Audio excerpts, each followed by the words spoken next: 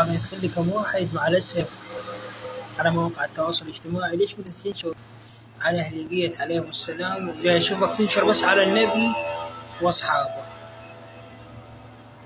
يا غبي، وأنت تبدي بأهل البيت غير تبدي بالنبي وقصته وصحابته ودنيا.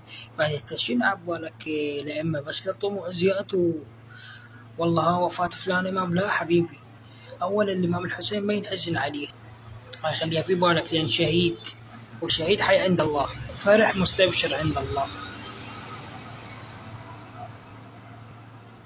ودليل أكبر الله وصى النبي لا يحزن على الشهيد. نزلت سورة يوسف عن النبي ليش؟ لأن كان حزن على موت الحمزة عمه، استشهاد الحمزة في معركة أحد، حزن شديد.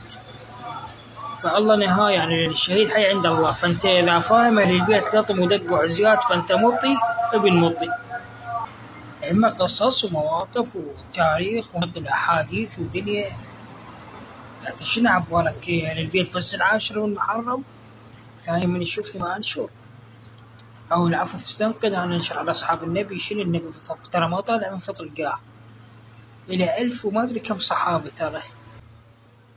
فمن أقول الصحابة ويجيني واحد يقول لي كذا من الصحابة، يا غبي افهم.